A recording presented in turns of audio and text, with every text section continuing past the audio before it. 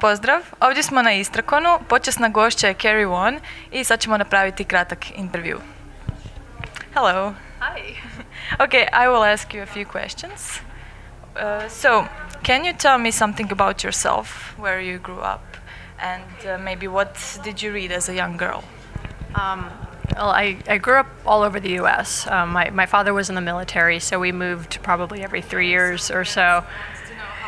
Yeah, I liked it a lot. There's kind of a joke in the U.S. about military brats, because it's a common way for kids in the military to grow up. I lived in pretty much in every region of the U.S., which was great because I got to see a lot. Interesting experiences. I saw a lot. I lived in California, in Maryland, North Dakota, Florida, so north, south, east, west. I got it all. Got to meet lots of different people and see different parts of the country, which I really liked. The things that I missed were having a hometown, growing up in the same place, being close to family. But the trade-off was a lot of experience, and I think I would have taken the experience, despite some of the drawbacks.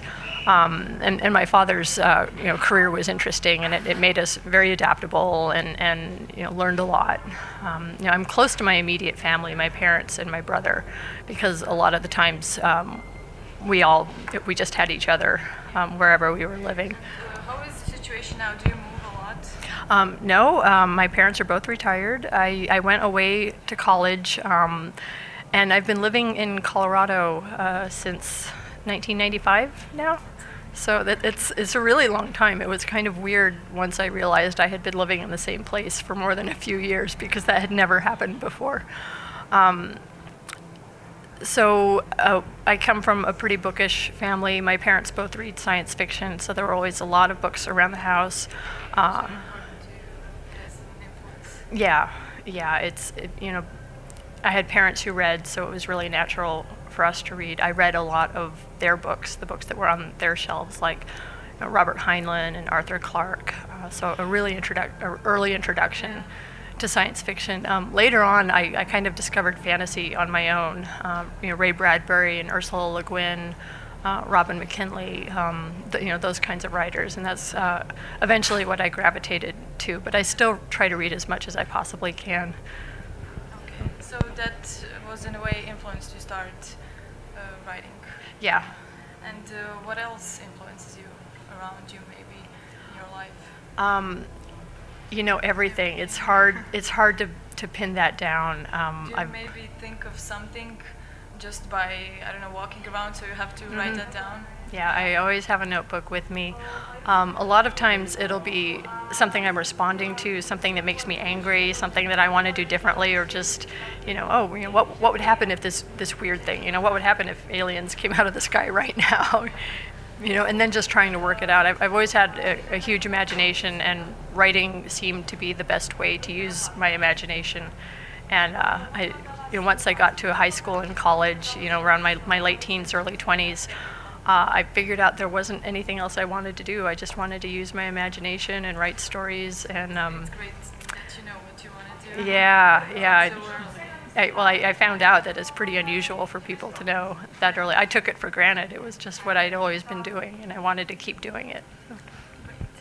And can you tell me what makes Kitty Norval different from all the other female heroines? She talks a lot. This is, if I had to pick one thing. Well, she's a werewolf, and a lot of the heroines, werewolves are still a little bit unusual, I think, compared to vampires and magicians and witches and that kind of thing. She prefers to talk her problems out rather than use violence. She doesn't carry guns with her all the time. And that was something that I really wanted to make sure that I did. Is some of my favorite scenes in the book is she had to learn how to use a gun because she didn't know. She doesn't have a job. She's not a police officer. She's not a detective. She's not in the military. She's not. So many of those heroines are kind of naturally in violent professions, or they seek out violence, or they always seem to get into violent situations. And with Kitty, I really wanted her to be someone. Her job is a radio DJ, so her job is talking. Yeah, radio DJ.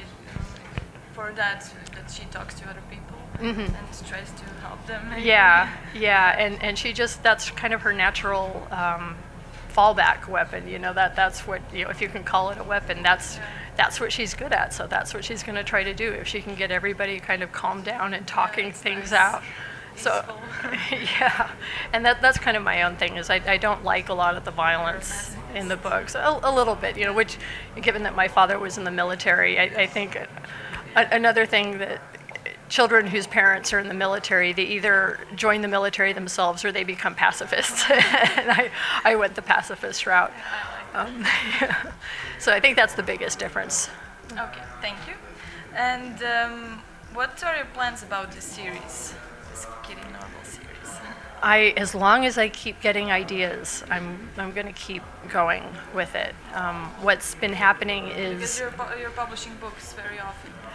It's been about 1 or 2 a year for the last 7 years. I think I'm up to 7 years now. Yeah, the first one came out in 2005. So yeah, it's been a busy schedule. The 10th book is coming out this year. I've been really lucky that it has. You know, I keep writing them because people are interested in reading about her, which is great. So and maybe he gets bored with the character.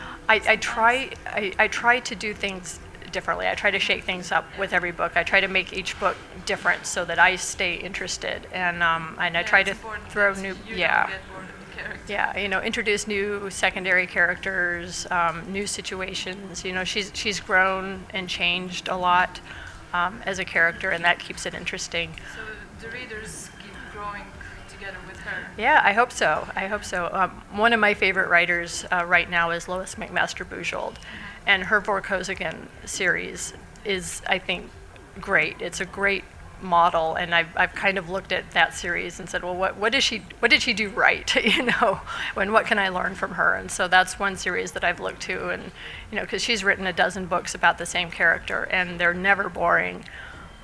And that's, if I could grow up to be like her, that would be great. Yeah. Okay, thank you.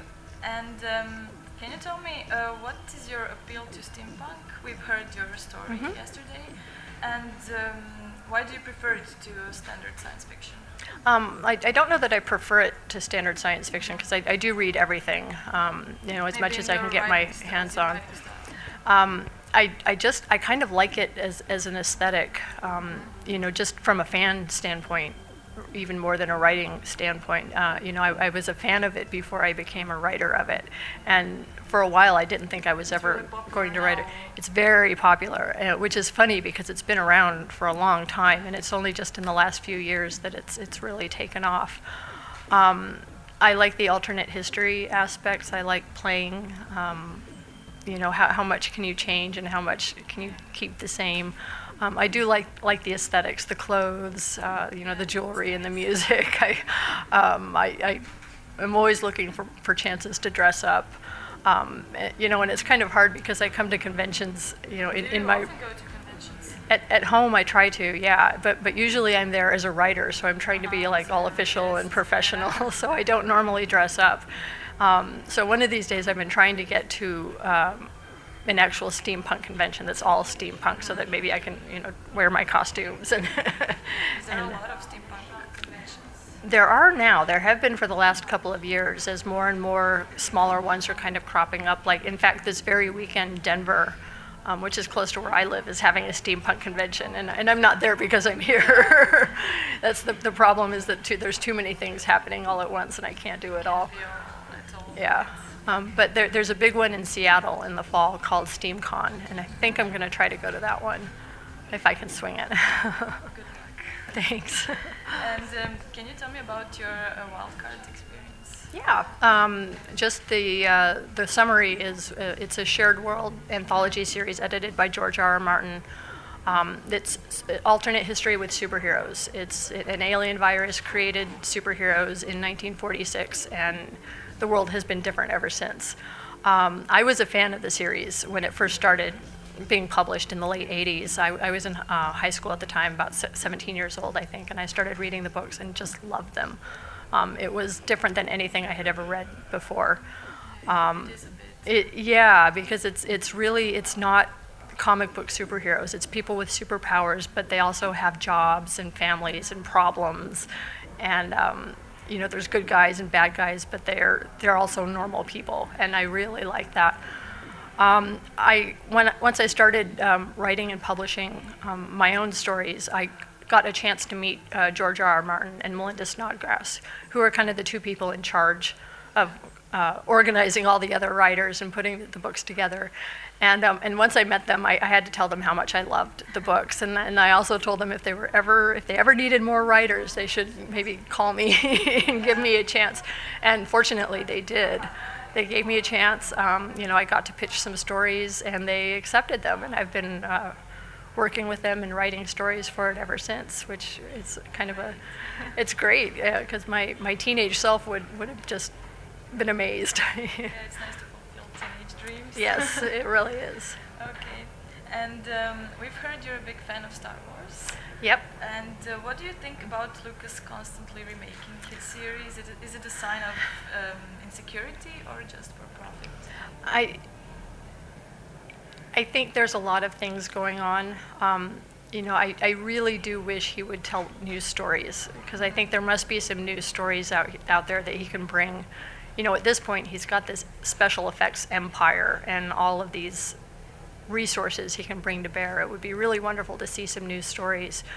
And I don't actually know why he keeps tinkering. I think there's a little bit of everything. I think part of it is he knows it's a sure thing, you know, why do something new when you know you've got this one thing that's going to keep making money. Also, he's a tinkerer, you know. I think he's probably one of those guys who has a car in his garage that never quite runs, but he's always working on it. You know, never having met him and not knowing anything about him personally, really, I'd hate to make a guess, but it is, from a fan's standpoint, it's kind of frustrating, because it's like, I want something new, you know. The movies were fine when you did them the first time, but you know, it's partly why I don't think I ever want to go back and tinker with my own stuff. It's like, it's better if I just don't look at it again, just leave it alone. I know I'm going to find stuff wrong with it, just let it go and move on. Fans will never be happy. Right. Right. Well, you'll never be happy. You know, that's the thing, is once you start tinkering, when do you stop? When is it ever going to be perfect? And the answer is, it's never going to be perfect. So why do that? Yeah, I agree. And you were nominated for a Hugo Award.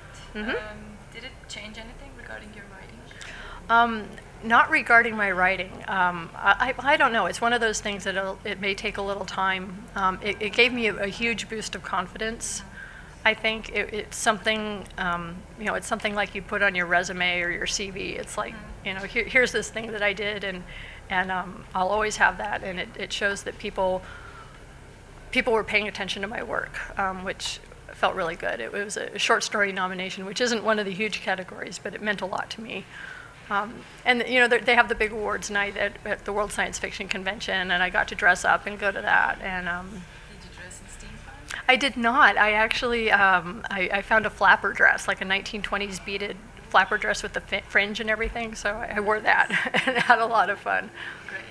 Yeah. Okay, this is it from me. Thank you very much. No, thank you. It was really fun. Yeah, thank you for having me. To je to. Hvala vam na slušanju i gledanju.